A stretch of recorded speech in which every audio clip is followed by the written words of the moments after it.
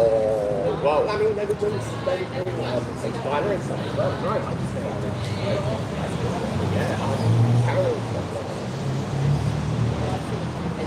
Yeah, but no, they also had protect minority rights. Yeah. Sue, are you able to look on the live and see if it looks all right on the YouTube? Oh, on the YouTube. Why am I going on to Womanhood? But I'm an idiot. See, I'm hopeless. No, you're not. Yes, I am. What's this? Next, just press the X. Yeah. Oh, so it's the wrong orientation. Okay.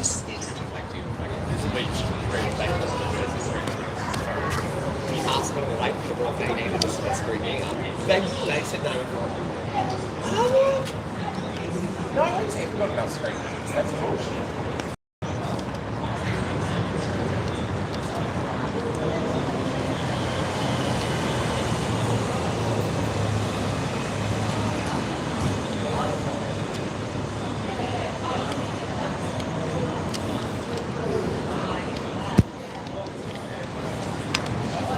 That's better. No, it's gone back up again. It's gone skewed. No, it's right now. No, it's gone. It just keeps moving. What about now? It's fine.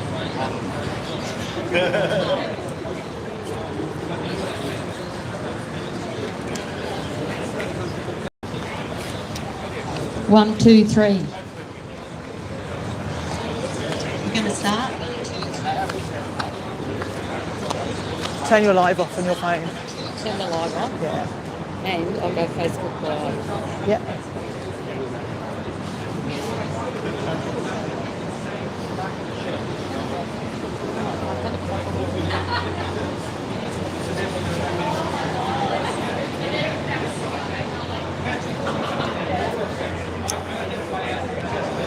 Yeah, well, I mean, memes.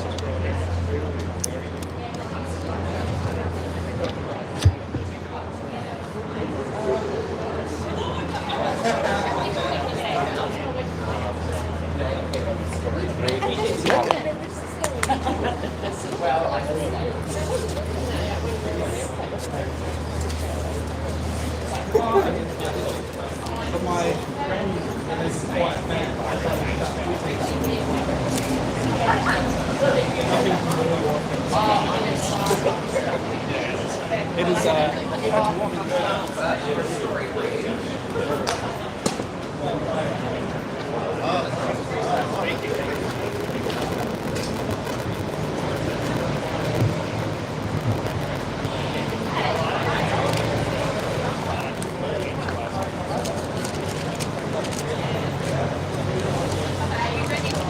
Yeah. Gather round, ladies and gentlemen.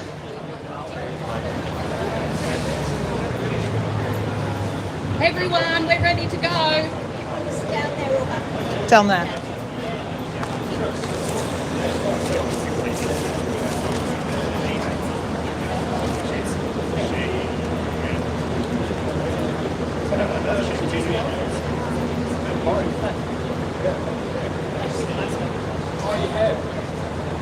Thank you everybody for coming to this speaker's corner. Now gather round. I have a story to tell and it's a shocker.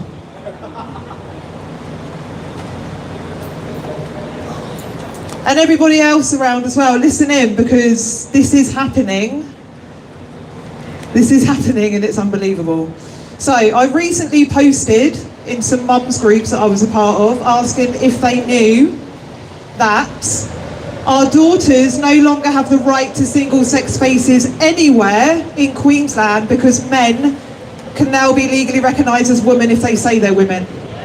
I also asked if they were aware that men are taking drugs and hormones to allow them to attempt to breastfeed babies, that these men are being actively encouraged to do so by organisations like the Australian Breastfeeding Association.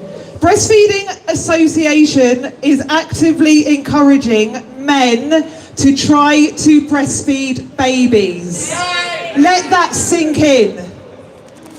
Now, unsurprisingly, I was swiftly kicked out of every mum's group by the woke moderators for asking these questions. So, today I thought I'd share a story from a Queensland man, his account of how he breastfed a baby. Now, this might get me in trouble because he's currently dragging a woman, the brilliant Jasmine Sussex, breastfeeding expert, through court because she dared to speak out against this depravity and to say that only mothers breastfeed. I stand with Jasmine Sussex every day of the week. Now I will summarise this man's story. This man, who goes by the name Jennifer, lives with his wife and child. He says he faced unique challenges in his journey to parenthood and breastfeeding. His stunning and brave story highlights his determination to navigate fertility obstacles, including induced lactation, and he says that he was able to support his baby through a critical time. Before this man decided to go public with his fetish and start pretending to be a woman, he and his wife tried to conceive for 6 years and were eventually diagnosed with unexplained fertility. He says he and his wife turned to IVF despite the added complexity of his decision to pretend to be a woman. Fertility preservation before he started hormone therapy allowed him to become the biological father to a baby. At 28 weeks into his wife's pregnancy, the man's endocrinologist asked him if he wanted to try breastfeeding. Inspired by other stories of other men who had induced lactation, he began a hormone and drugs regimen to mimic pregnancy, including estrogen and domperidone and anti-androgens alongside a regular pumping routine. Imagine being a pregnant wife and your husband is doing this on the side. I mean, within weeks he was able to produce around 40 to 50 millilitres of galactorrhea, that's nipple discharge, per day, enabling him to supplement his wife's feedings, he said.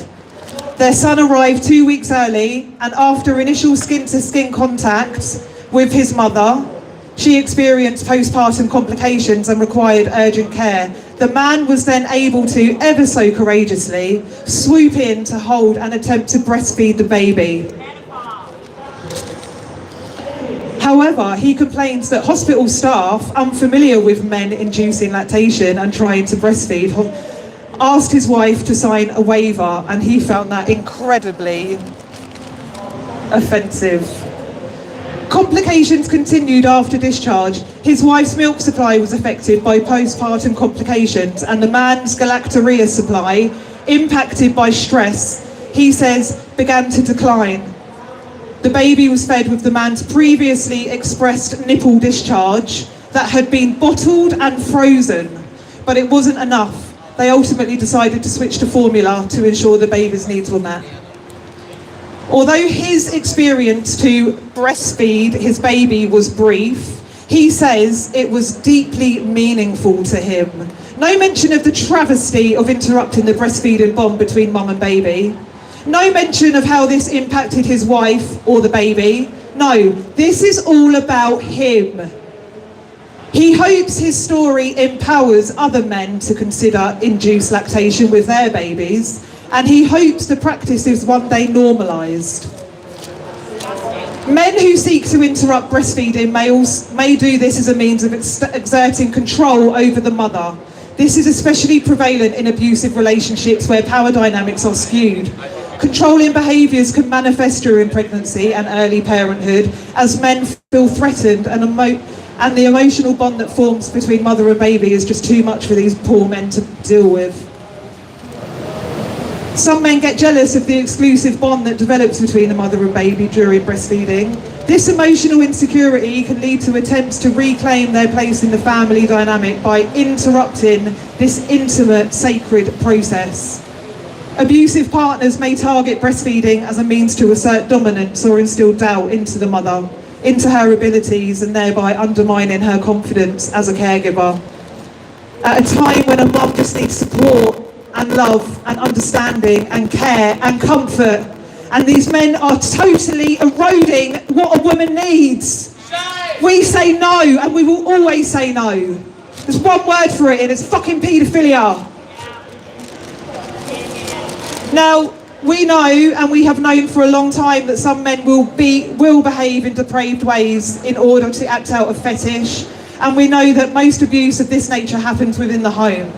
There used to be support for women going through this. People in positions of authority would advocate for women caught up in this kind of abuse and their babies.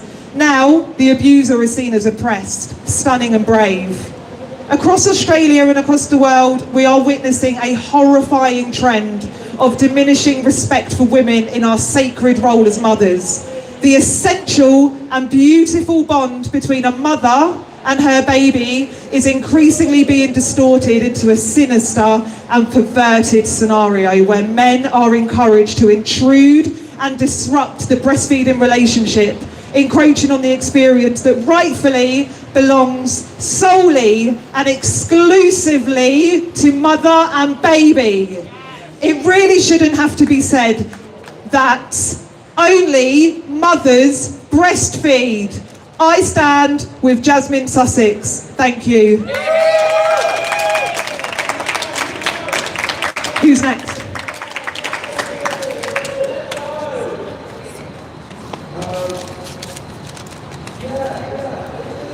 Goodbye Labor, goodbye the Greens. Women can now be assured that we will have some sort of safety in this state. So thank God that the LNP has a majority government. Thank you. So sick and tired of Labor and the Greens with their woke bullshit. Anyway, last Thursday, the Deeming versus Pseudo case wound up after 19 days of hearings. I might take this off. What we saw in those 19 days were the many lies exposed, vile and defamatory lies by John Pseudo and his leadership team. Both Angie Jones and Kelly J. Keane were vindicated as those lies continued to unfold. To call someone a Nazi or a Nazi sympathiser is one of the most disgusting things you could ever call anyone. And it is completely disrespectful to those that lost their lives in the Holocaust and an insult to the living relatives of those people. But this just proves how foul these people are that will use the term Nazi, how far they will stoop in the name of gender ideology. The judge indicated that he hoped to have a decision by early December. John Pseudo and his leadership team have sullied the brand of the Liberal Party. They should actually be in Labor or the Greens, who have no integrity left. The media are no better. While they covered the hearing day by day, they failed to even mention how the claims about Angie Jones and Kelly J. Keane were found to be lies. Pseudo and the leadership team knew they were lies, but continued to defame not just Moira Deeming, but also Angie Jones and Kelly J. Keane. I just want to read a tweet that Angie posted on the final day of the hearing. It's the conclusion of the Deeming versus Pseudo trial in which I have been heavily implicated on the basis of a single tweet. I am feeling a range of emotions between relief and utter despair. I wish more than anything I had the resources to clear my own name. I never wanted to settle with that despicable man. I felt I had no other options. I can't begin to tell you how much I admire Moira Deeming for her integrity, dignity and courage under fire, and I am incredibly grateful to her legal team. Angie goes on, thank you to everyone who came to the court, held spaces on X so I could debrief, and to the legend who put up a sticker that I caught out the corner of my eye. It was a photo of a van and it said, "Women don't have penises." Woo! As I walked back to my car sobbing for reminding me that I'm not a hated bigot who should be shunned, but that I am part of a worldwide grassroots women's rights movement and I am never alone. I just can't believe what Angie had to go through for 20 months before she was vindicated through the courts, and the media that it's just unbelievable. The media has not picked up on it. So people will still continue to claim the bullshit lies by John Pizzuto and his legal team. Rather than tell the truth, the media has continued to perpetuate a lie. The tweet Angie made back in 2023, and the lie was, what was being portrayed was that Angie was saying that all trans people are pedophiles, and it was a tweet in support of the Nazis. Even the judge knew that it wasn't in support of the Nazis, and that the tweet was not about saying all trans people are pedophiles. When the tweet viewed in context, it confirmed that the tweet was in response to a man who eroticises infancy. So in other words, a pedophile. What is so common with people who are captured by gender ideology is their ability to lie. I'm just going to mention an article about Woman Up Queensland and that all the lies we constantly have to put up with from these trans extremists. The defamatory article I'm going to read out was written by Shay Jans from the Communist Party of Australia, dated the 9th of September 2024. What is written in this article is what they continue to do with us. Once again, they deflect their behaviour onto us. They know their behaviour is antisocial because they denigrate that behaviour when they reflect that onto us. The article states, on the 25th of August, members of the Sunshine Coast branch travelled to Brisbane in support of the local trans community. The event was a counter-protest by Maganjan People's Pride, MPP, a queer and trans right protest organisation, against an event by Woman Up Queensland. And they say our group is a transphobic, Islamophobic, anti-vax hate group. I just want to say that we are a one-issue party or group, and it's just gender ideology. So interesting, a claim made about Islam and anti-vaxxers, but like I said, they are liars. They go on to say the use of violence and intimidation highlighted how Woman Up Queensland and the trans exclusionary radical feminist movement overall does not care for. I believe that men are telling us we don't care about women and their liberation from the patriarchy. They are the patriarchy. I and other members of the branch stood on the front line seeing Woman Up Queensland members constantly trying to aggravate us with slurs and filming the crowd while sneering behind the camera. Lies! The MPP counter-protest was certainly noisy but entirely peaceful. Lies! As halfway through the procession, a Woman Up Queensland supporter approached one of the MPP organisers, screaming abuse in a rather cringe-inducing manner, started dancing to protest chants while waving a middle finger in the air. Lies! In response to shouts of move on. That's what we continue to tell them. Move on! The turf then swung at one of the MPP members, striking them on the nose, whereupon the Queensland Police rather grudgingly escorted the turf away. Lies! This blatant hypocrisy was pointed out by Speaker Niall Davis, who said these girls, in other words men, will forever be more feminist and more revolutionary than you will ever be, adding that trans rights are human rights. Well, women's rights are human rights.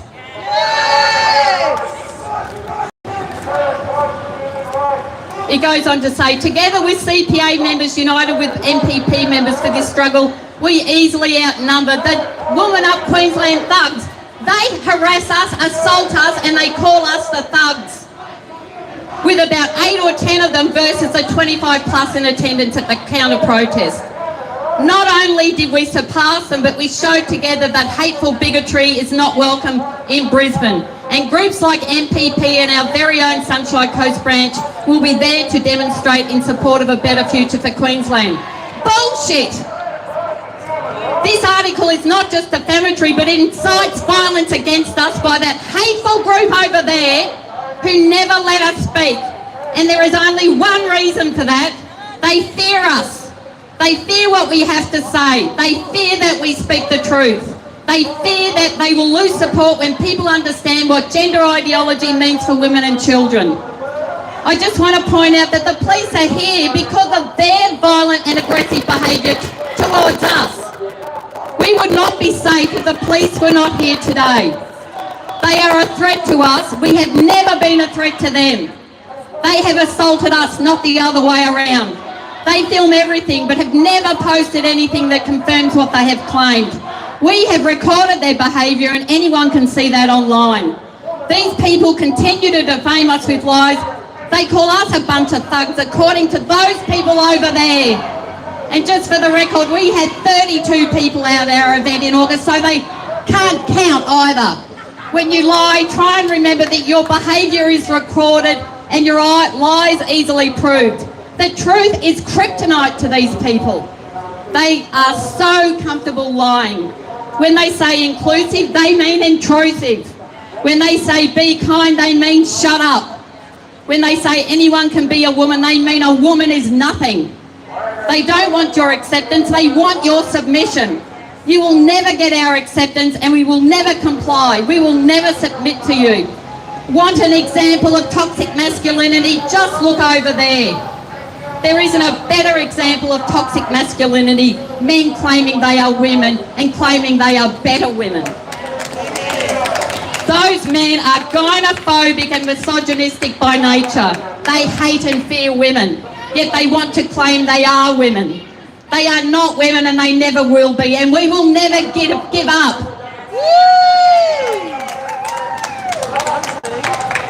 Who's next?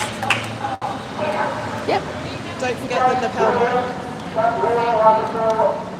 I've got to give you the lapel. They've moved much closer now. I have to hold my phone here because it's not fixed. Oh no, you can have it up here. Because I'm Smell it.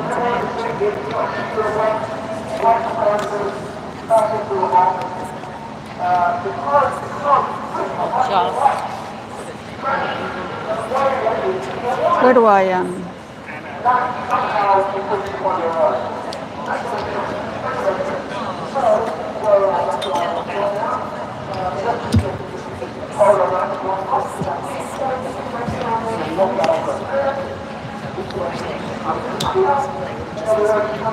Thanks. Can you hear me? Yes. Before I say what I came to say, I want to respond to Sue's quote from the Communist Party branch of Sunshine Coast. These people who are currently members of the Communist Party are not genuine Marxists. If they were, they would defend biological reality. I was a member of the Communist Party for many years, and sadly, these people have exchanged their previous Marxism for bourgeois identitarianism. They do not involve themselves in real struggle affecting people's working conditions, cost of living, housing, homelessness. No, instead they attack women. You besmirch the name Marxism. What I have to say may not be popular, but I ask you to consider anyhow. Women's abortion rights are a basic sex-based right. Only women can get pregnant. Only women should decide whether or not they terminate unwanted, unplanned pregnancy. Only women have ever had abortions. No man has had an abortion, despite the lies perpetuated by the likes of the former Queensland Minister for Women, Shannon Fentiman. In the biological reality movement, we don't all agree on women's abortion rights, and that's okay. We don't all have to agree on everything. What's not okay is the pressure from within our movement on those of us who do support women's abortion rights to be silent. Women's liberationists will never be silent about abortion rights. We've seen the Labor Party in Queensland recently use the abortion question to build opposition to the LNP in the Queensland election. And it's true that with the exception of 2 sitting LNP MPs, All LNP MPs voted against abortion decrim in 2018. But let's not be tricked into thinking the Labor Party has always been a strong supporter of women's abortion rights, though Stephen Miles, Shannon Fenderman and other Labor MPs have suggested that. In fact, it took 40 long years of women campaigning before Labor decriminalised abortion in 2018. If you asked me how many Labor MPs, candidates and prospective candidates I lobbied in the 80s and 90s on women's abortion rights, I couldn't tell you. There were so many. Labor MPs were too scared to act before 2018 to repeal the abortion laws. Recently, we've seen from the right, including those within the biological reality movement, some hideous attacks on women's right to abortion under the smokescreen of defending fetuses from so-called late-term abortion.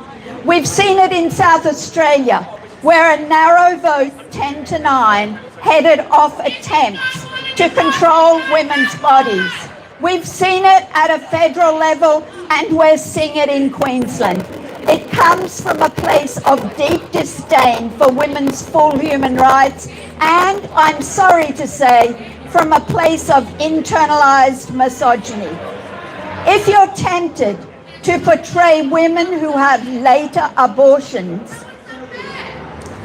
as vile, thoughtless women using abortion as contraception, I challenge you to look at the facts from the woman's point of view.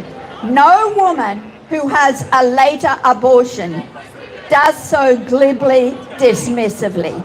Most of them are much wanted and treasured pregnancies that are incompatible with human life.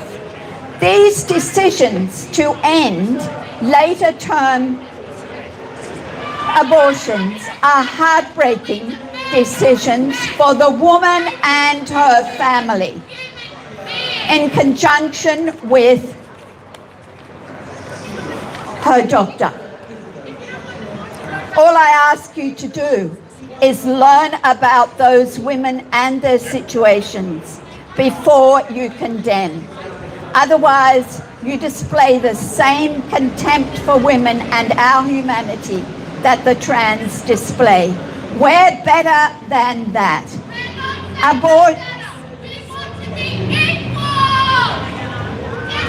These are the anti-abortionists of Queensland. This is what they do. Thank you.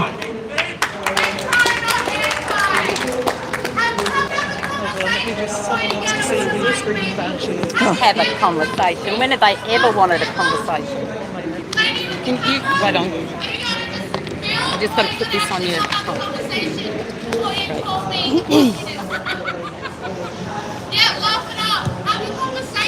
Hi everyone. Thank you for the opportunity to speak today. My name is Liz and I'm a suburban mum who is asking herself how she came to be speaking at a rally for women's rights in 2024. And the answer to that question is that I can no longer sit silently by and watch the complete annihilation of the long fought for rights of women here and around the world. The right for women and girls to have our own spaces and our own sports. We no longer even have the right to speak out for women without being shouted down, called names, or threatened with social exclusion or violence. I am the mother of a funny, smart, athletic little girl and a kind, caring and intelligent little boy. My children are the ones who opens my eyes to exactly what is going on. The way this came about is they were sitting at home talking to each other. They were saying to each other, do you know if you're a boy and wanted to become a girl, you could? And if you're a girl and you want to become a boy, you can. I could not believe what I was hearing. So after sitting down and explaining biology to the kids, I uncovered exactly where this had come from. And where else but school? I find out eventually that our children's school played a YouTube video of a book written by Teresa Thorne called It Feels Good to Be Yourself to each grade in primary school. I sat down with my kids to talk about what they thought of this book, and here is their book review. It was weird. It was confusing. And this is the comment that really got me. My 11-year-old son said, it felt like they wanted us to say we were different. So how ironic that a book titled It Feels Good to Be Yourself has the exact opposite effect. This is a common theme with gender ideology material. It is pushing for the receiver to question themselves instead of loving themselves exactly as they are. The reading of this book, along with other information, including boys accessing the girls' toilets across all age ranges at school, was a huge shock to me. So the playing of that video was the flare that caught my attention. But what is really holding me here now is sport. I was a sporty tomboy kid. To see biological males taking spots in women's sporting events, both major and minor, across Australia and around the world is truly astounding and, quite frankly, heartbreaking. Now, I understand many people don't care about sport, but for millions of people here and around the world, sport matters. Safe and fair sport provides mental, physical, and for the lucky few, financial benefit. Sport brings families and communities together with the joy of wins and the heartache of losses experienced as a collective. Sport is also one of humanity's true equalizers, where the wealth of your family or your country is not so relevant. Just look at where some of the best runners and football players in the world have come from. So to now have a situation where we have sporting bodies all over the world accepting people to participate in the category they choose is undeniably outrageous.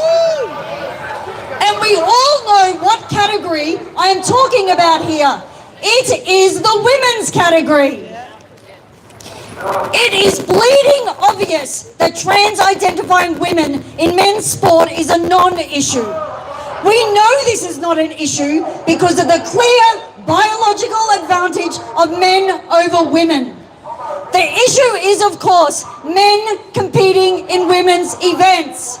It is not fair, it is not safe, and it is destroying the happiness, the mental health, the physical health, and for some, the careers of female athletes. The advantage of men over women exists in every single physical sporting event, with advantages not just with strength and speed, but with height, hand width, larger hearts, larger lungs, greater ability of red blood cells to absorb oxygen, and the list goes on.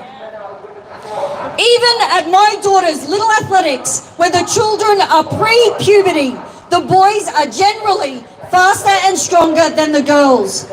The physical advantage of men over women is crystal clear.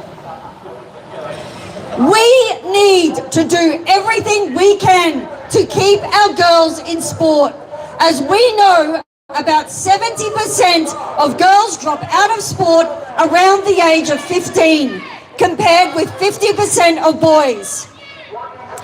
With such a dominant female sporting body, in Australia, with women winning 30 medals at the recent Olympics, wouldn't it be powerful if our female athletes and their supporters joined together to call this unfairness out?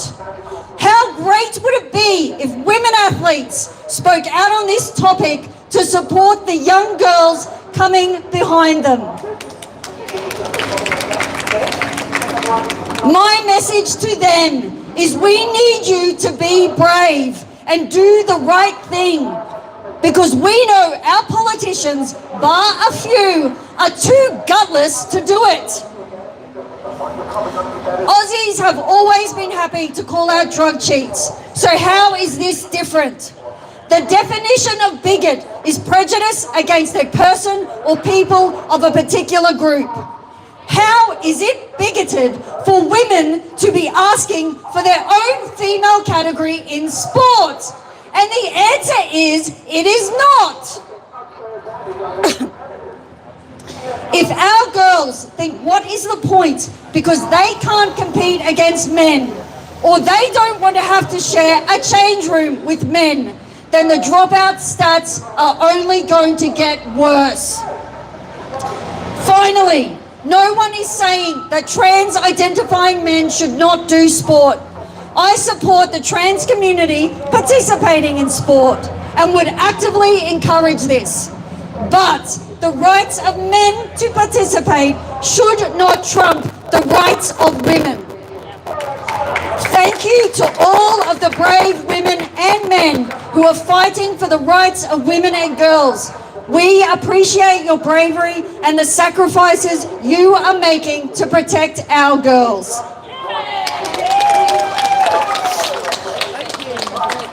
That's really great. Can we have your email address? Yes. That's great. Get it? How do I do it? Oh, yes. Oh, God. It's tricky, isn't it? There we go. Is that on?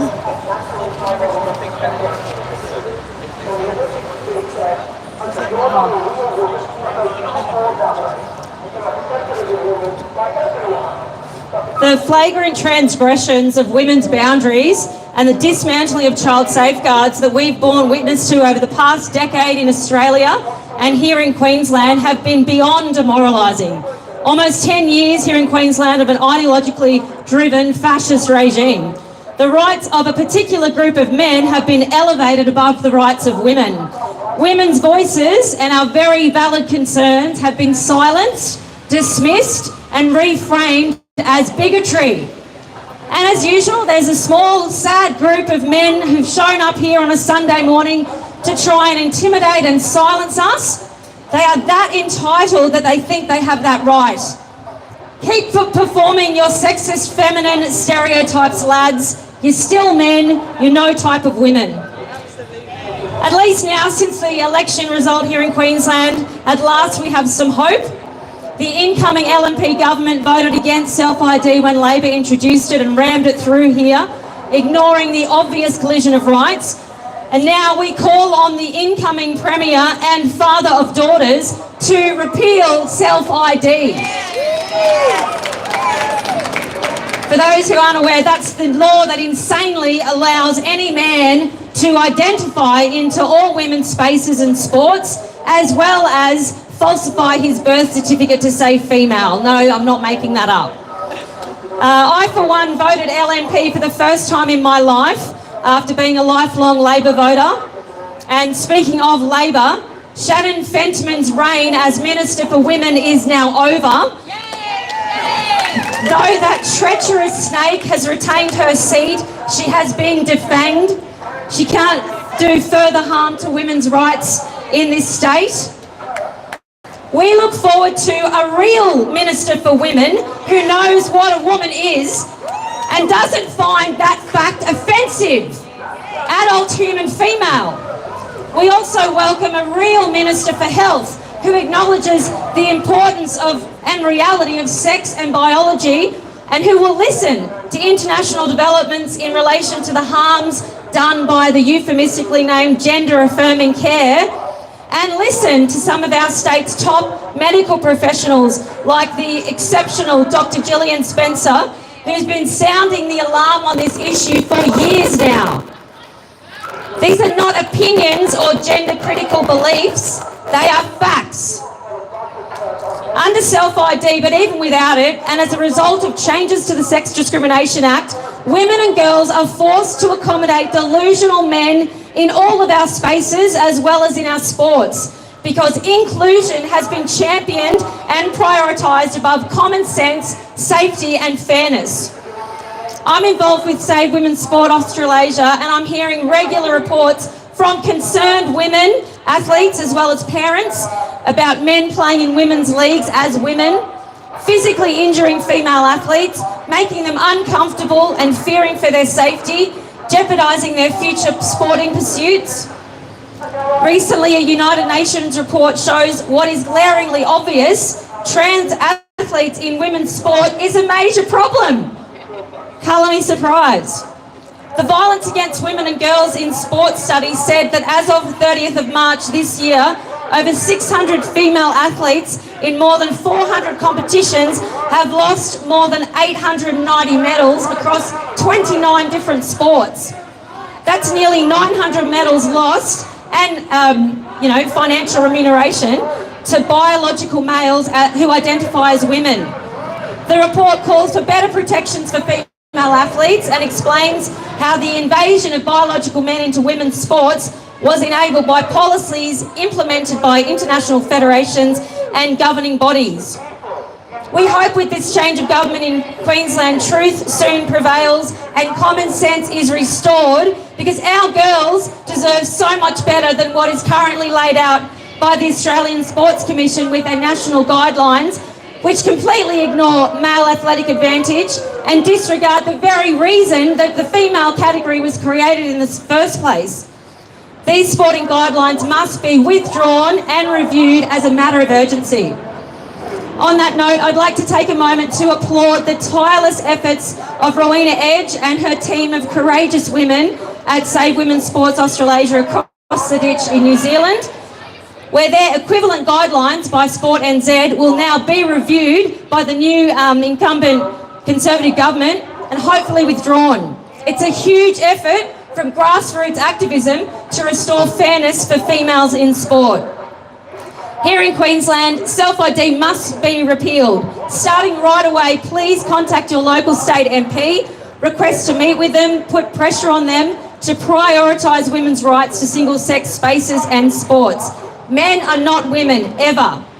And we look forward to seeing a similar defeat of the Labor government who introduced self-ID in Western Australia in the new year when they go to the polls. We will continue to speak against this to protect vulnerable children and a generation of kids who are being gaslit and indoctrinated and, in the worst cases, sterilised and mutilated in what is nothing short of a medical scandal.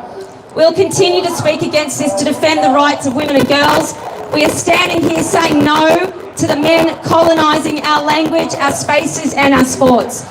And on this Grandparents' Day, I want to pay a special tribute to the many amazing grandmothers and grandfathers who refuse to accept this crazy new orthodoxy that demands that we affirm a delusional child's special identity. They are the protectors of these innocent kids who are being so abused, and many pay a huge price when they find themselves exiled from their beloved grandchildren due to their pro-reality views.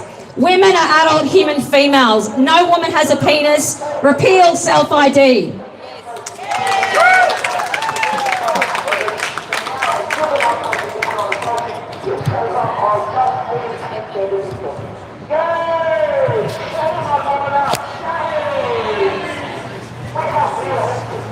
Nervous.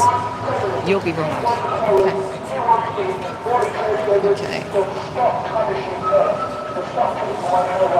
Hello, everyone. Can you hear? Good. Hello, everyone. I've come here to talk about women's and girls' rights. I hope I can also be a voice for those who are too afraid to speak out. Thank you. You want to hold it? Yeah. Is that better? Yes, that's better. Okay. Firstly, I am a woman. I am an adult human female. I am not cis.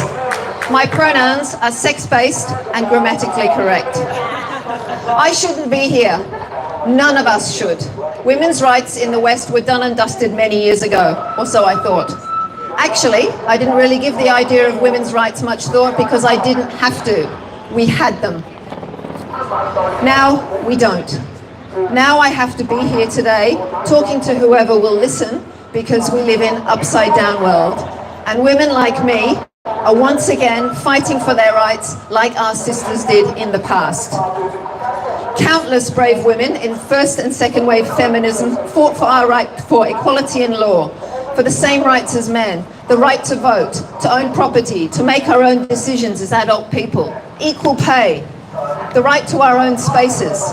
However, none of these really holds any water any longer, as women no longer exist in law in Australia.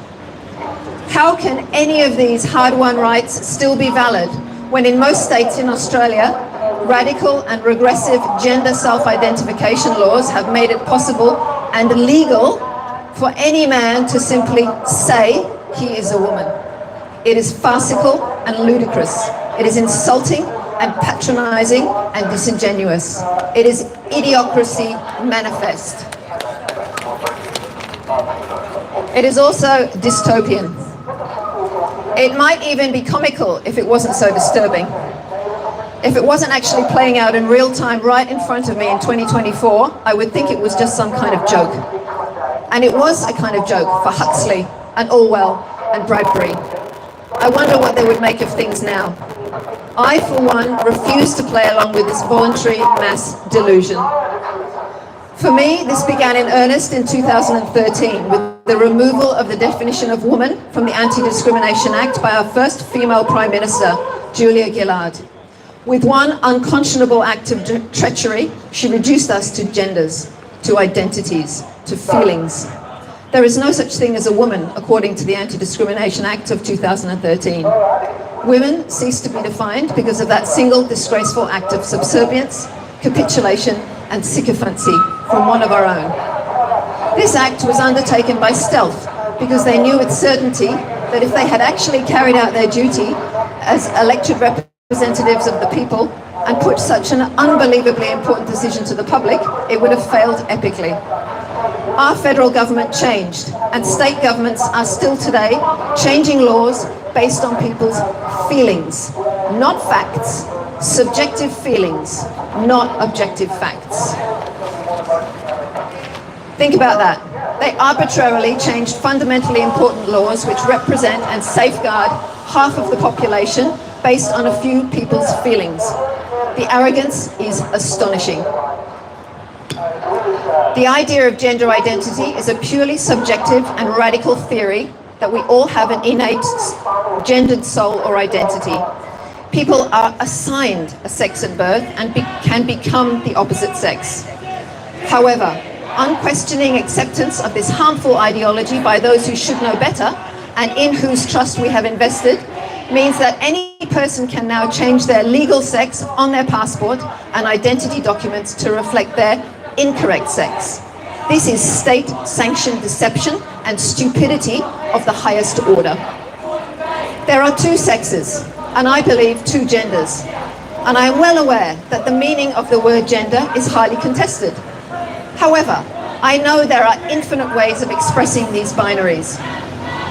This could be in terms of one's sexuality or sexual preferences, or in relation to one's sex expression or gender expression. Sorry. Or gender expression on a continuum of masculine and feminine. In other words, how a person sees themselves or behaves as male or female. Even if there are multiple genders, as many people espouse there will always be two sexes, male or XY and female or XX. These are imprinted indelibly in our DNA, in our very body, in our very bones. Identify as whatever and whoever you want, but you will never, ever be the opposite sex. Even if you cut off your perfectly healthy penis or mutilate your perfectly healthy breasts. Yet, they have merrily disappeared us based on some spurious notion that it is somehow being inclusive. or even worse, kind. However, it is definitely not kind to lie, and the tired mantra, trans women are women, is the biggest, fattest lie of them all. Men are not women, and this is an objective fact. Trans women are men is a fact.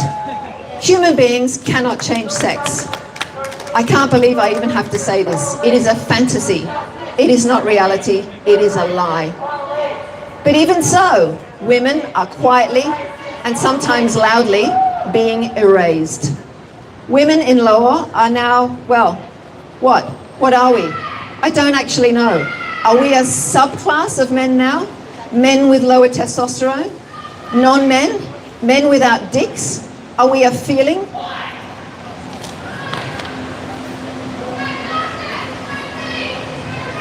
Look at the civil discussion going on over there. Are we a feeling? Are we just lipstick, giggles, long hair and a frock? Sadly, all of the above seem to be the case.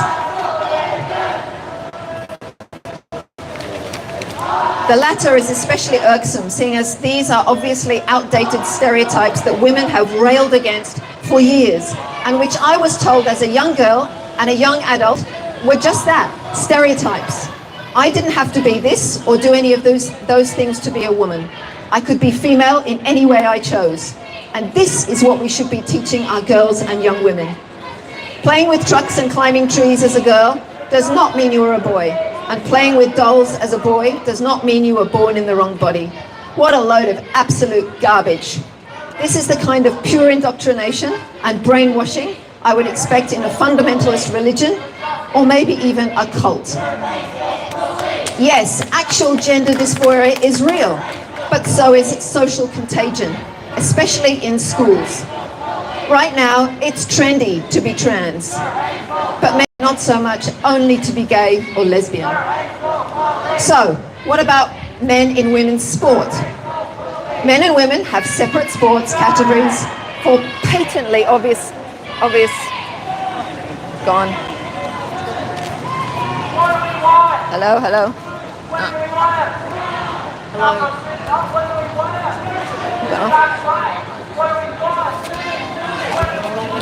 Battery? Okay. I'll keep going. Should I keep going? Okay.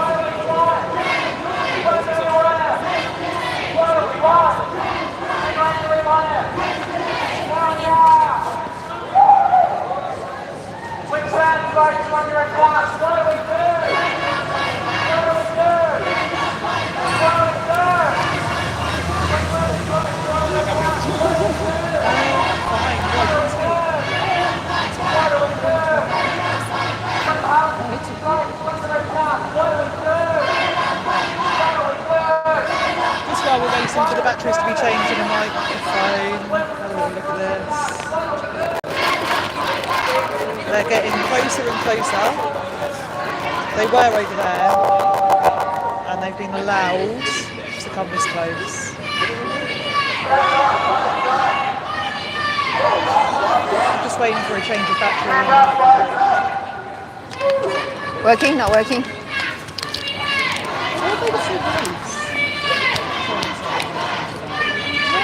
Does that do anything? I have to press that too.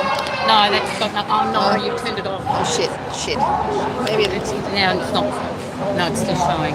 Yeah, that's got nothing to do with it. That's just leave the... No, not working.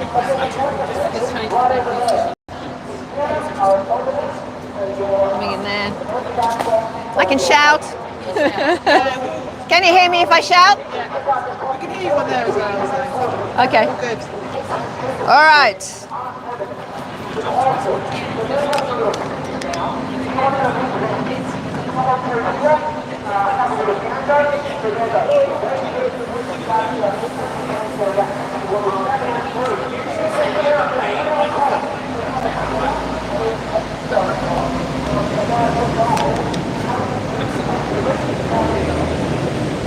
Right.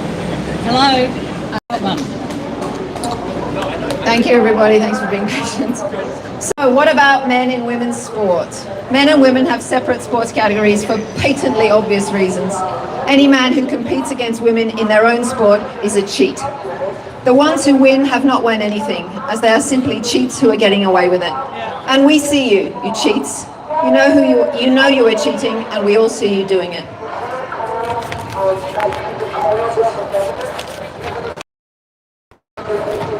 And now we come to the bathrooms. It's a trans woman's right to use the women's bathroom, is something I hear with increasing frequency. What about their rights? Newsflash, trans-identified males still have all of their rights as the men that they are. None of their rights has been taken away. They are perfectly entitled to use the bathrooms matching their sex, i.e. the men's. But because, again, we live in upside-down land, they now also have the right to use women's bathrooms and change rooms, and any women's-only space, sports included. What an absolute disgrace. Oh, but what harm does it do? What about the hurt feelings of trans people? Are other questions I hear from well-meaning do-gooders propelling the so-called trans rights movement. Simply put, it compromises the safety of women and girls, and any person who has to question what I mean by that should probably take a course in real-life studies. It affects our dignity, our right to privacy, general and genital privacy, and it compromises our safety. The trauma, mental health issues, fetish or paraphilia that trans-identified males may have does not give them the right to be in our spaces. Full woman face and frock or not. Sans penis or not. This is because, once again, trans women are men. In conclusion, I'd like to leave you with a few things that I know to be true without a shadow of a doubt. Number one, the rights of 51% of the population are infinitely more important than the hurt feelings of a tiny minority with complex mental health issues. Number two, all women and girls have a basic human right to single-sex spaces, including change rooms, bathrooms, prisons, and most definitely sports. These are essential for our safety, our privacy, and our dignity. Number three, feelings are not facts. Number four, brainwashing, indoctrinating, mutilating, sterilizing, and medicalizing children and vulnerable young people is the biggest social and medical scandal of our time. Number five, young lesbian, gay, and bisexual people need to be nurtured and protected from the cult of radical trans and gender ideology. Children are being used as political pawns in an adult social justice movement. Last bit, I promise. All right. Number six, trans-identifying people have the same rights as the rest of us. Even more, actually, as they may now use hitherto women-only spaces with impunity. Trans-identified males always had the right to male-only spaces, and they still do. None of their rights has been removed. Two more. Number seven, saying you are something does not make you that thing. If you are a man, saying that you are a woman does not make you a woman. Everybody on the planet knows this, whether they have the courage to admit it or not.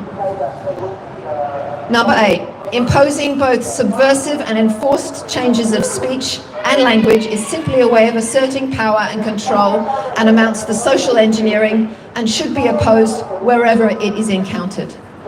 Finally, I am a woman and I will not comply. Thanks. We got there.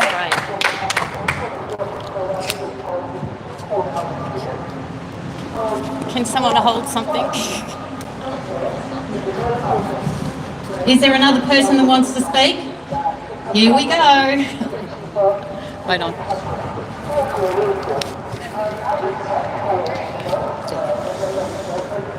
I have no idea what I'm going to say, but there's so much to say. Irony is off the charts here. We are in upside down land. The world has lost its freaking mind. If we can't tell the difference between men and women, we have no story anymore. We can't say where we came from as a species. I watched in amazement as a classic case of mental health exhibited its opinions earlier, spouting at us that we should engage in conversation. We should engage in conversation. And that might be, we'd love to have a conversation. We've been pushing for debate the entire time. This is something our governments were supposed to take care of. This is why we have government. When there's something really complex that's going to affect the entire society, a rational government might engage with those ideas and think, what does too far look like?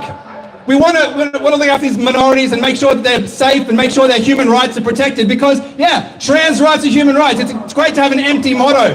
Slogans are great. Slogans are amazing. But can we just drill into the detail just a touch? Because the rights for trans people are no different to the rest of society, except these guys want the rights to they want the right to invade children's spaces. They want the right to butcher children. They want the right to lie to children. They want the right to invade all women's spaces. That's not what human rights is about. That's not how you have a healthy society at all. And if we had a government that was remotely interested in engaging with the issues, we wouldn't be here right now. It's a perfectly serviceable Sunday. We could be doing 1,000 other things, but instead, we're having to have police protection against the insanity brigade over there who've enlisted every flag they can possibly think of, including that disgusting thing like, get your crap off our flag, thank you. The gay rights flag actually meant something. And you've got fruit tingles up the end there. I'm not sure what that flag is all about. A couple of months ago, I was subjected through an organisation that I love very much to a diversity seminar. And that diversity seminar covered a lot of subjects, and it was all under the banner of this woke DEI, diversity, equity, inclusion, neo-Marxism that is spreading throughout the world like cancer. I was subjected to a range of insane opinions masquerading as kindness. Part of the seminar made sense. On the Sunday morning, we were introduced to the notion that women's rights are different to men's. Women's experiences are different to men's. Women have to think about how they navigate to their car after a night out in a way that men don't have to. We touched on things like consent. We touched on things like rape culture. And this was in the week, by the way, that the Taliban had just ruled that women were no longer allowed to speak in public at all. So somehow there's something universal that crosses cultures that knows what women and men are. We were invited to empathise with women and understand the differences between men and women. Later that afternoon, after lunch, the entire world turned upside down as a man in a dress came in and tried to tell us that he was a lesbian and how sad it was that people looked at him funny on the train. Oh gosh, I really feel sorry for you, mate, but all your struggles are self-imposed. Mental health is a real thing. I don't know how, human rights are great. You have the right to do whatever it is you're doing over there. Oh mate, discount Pokemon guy with the weird haircut. He's got every right to cut his hair like that. He can dress how he wants. He can even hook into his mum's hormone replacement therapy, as it looks like he's done numerous times. Go for it, mate. Enjoy yourself. But you don't have the right to lie to children. You don't have the right to butcher kids who otherwise would have been gay. A sore spot for myself. I'm glad that I'm not missing any body parts for growing up an effeminate kid. But if you guys want to have a slogan off, I've got one we could finish with. Legal fiction is still fiction. Can we get that going a little bit? Legal fiction is still fiction. Legal fiction is still fiction. Legal fiction is still fiction. You can lie all you want, it doesn't make it true. Get well soon, all you guys. You're insane. Thank you. Is there anyone else that would like to speak? No one?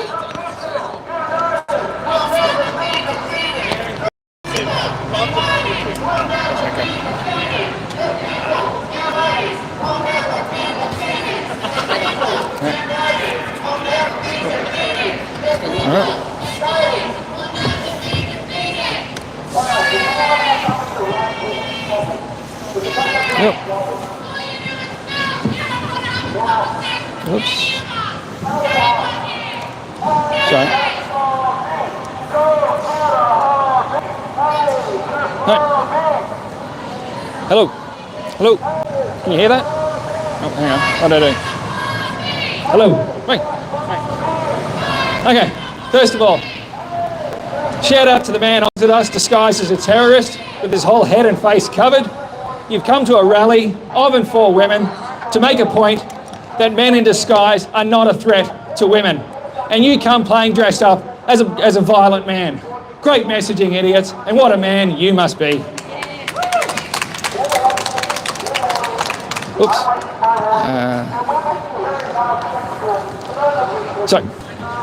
Earlier this year, a branch of the Australian government said a man is a woman if he puts his mind to it. 11 years ago, the other branches of the Australian government said the same thing when they removed the definition of sex from the Sex Discrimination Act. And last year, the Queensland legislature also said, if a man puts his mind to it, he becomes a woman. And they were led in that endeavour by the former Minister for Women. But what does a man, male human, have in common with a woman, a female human? We know what a woman has in common with a doe, which is a deer, a female deer, and with a cow, a sow, a ewe, a hen, a gander, a mare, a gill, and all the other females of the natural world that we haven't given specific nouns to.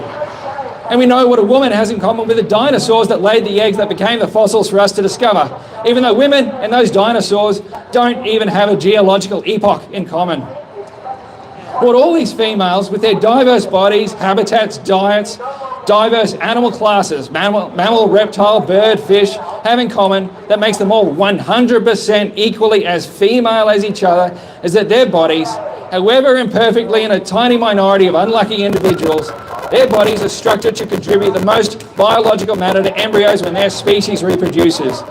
It's not complicated, and it's not unobvious. So if a man can be a woman, what does he also have in common with a doe, a cow, a sow, a ewe, a hen, a gander, a mare, a gill, and all the other females? Absolutely nothing, that's what. He and our governments, it seems, want us to think he's a woman because he apes stereotypes our human societies have for female humans, like women's clothes. And because maybe he gets surgery to have fake versions of women's secondary sex characteristics. We can also ask, if a man does reckon he's a woman and wears the clothes that the sort of woman he is attracted to wears, which we normally allot as women's clothes, what does this straight man have in common with homosexual men and women? Nothing also, because homosexuality and heterosexuality are desires and actions, not stereotypes and not a delusional self-image. Ask also, what do teenage boys and girls who have a transgender self-image need? According to the misinformation, the lies of our corrupted medical authorities, human rights organisations and governments, these boys and girls need to be able to be chemically sterilised and stunted for life to inhibit the growth of their secondary sex characteristics. Do teenage boys and girls realising they are homosexual need to be sterilised and stunted for life? No. Our modern Western society has collectively agreed this is abhorrent. They just need what straight people need, which is to go through their body's normal, natural puberty and become the healthy men and women they were born to be. So here we have one group of people who we are told need to be able to be permanently stunted, the TQ+, and another group who do not, the LGB. There's nothing in common between these groups, so why are we told they are part of the same civil rights campaign? Because it is a disguise for the TQ+ group to manufacture consent for the biomedical interests that see a growth market in teaching girls and boys to have delusional self-images, and to manufacture consent for legal protections for men who disguise themselves as women and get privileges to cross women's single-sex boundaries. Boundaries that women need as a result of the inescapable physical and psychological dimorphism between men and women. The physical dimorphism basically means that most adult men are physically capable of killing almost any woman with his bare hands. And the psychological dimorphism means that many women will be harmed by men's physical power. The clearest objective evidence for this psychological dimorphism is in the statistics of crime. Autogynephile men don't want to be exposed as the paraphilic men they are when they impersonate women and try to manipulate the people around them to accept them as women. So they put on the disguise of arguably the most successful civil rights campaign in the last 50 years and redirect its resources to themselves and the goodwill to themselves and get allies from that gullible class that presumes to manage our speech and our minds and wants to feel like they're part of some noble cause that they were born too late for. That's the strategic purpose of the LGB and the LGBTQI acronym. And autogynephiles also put on the disguise of poor, unlucky men and women who are born with birth defects to their reproductive system, as if because some people have these birth defects. A physically healthy man should be able to compete in women's sports. A man can access or even manage a woman's rape shelter. A man can be called a woman by the law and use the rights and protections the laws accord to women. And above all, that we can never certainly know whether anyone at all is a man or a woman until he or she tells us. That's the strategic purpose of including the I for intersex in the LGBTQI acronym. And the TQ Plus put on the disguise of feminist philosophy and analysis in women's history, even though everyone knew what a woman was when it came to deeming women property and therefore denying women their own property and equal rights. And they put on the disguise of modern children's mental health problems. The TQ Plus disguised sterilising and stunting boys and girls, surgically altering secondary sex characteristics as medically necessary because that makes this gross, profound abuse of power seem like a genuine medical condition. This abuse of power is semantic manipulation and plausible half-truths to manipulate the gullible and inattentive. It is impersonation and derivative all the way down. It's all pretend, disguises of disguises, lies protecting lies, all for the profits of biomedical experimenters and the sexual paraphilia of autogynephile men who are inflicting collateral damage on homosexuals and children so they can target all that women have and all that women are. That's all. Do you think we should wrap it up now? Anyone else want to speak? No? Okay, so we'll wrap it up. I'll just quickly thank the police for today. And I want to thank David Crisafulli and the LNP, but you're on notice. We all voted LNP for the first time, and you won't get our vote if you don't start speaking up about it. You need to represent us because Labor failed every single woman in this state. So I'll hand over to Leah for the closing. Thanks to everybody who's come and all the new people that are coming and speaking as well. It's amazing. Thank you. Can we have an applause for everybody who's spoken? What we are witnessing here is the death throes of an ideology that is completely unsustainable because it's built on a foundation of lies and it cannot hold itself up. These people are diminishing in numbers every time they come and oppose us. There's less and less of them, and there's more and more of us. More and more people, women and men, who are willing to speak out and say, no, this is my public record of dissent. I will not submit. Thank you, everybody. There were people here today that wanted to know how they could find out when our next event is. So if you want to come over to us and give us your email address, and we'll add you to the email list. Thanks, everyone.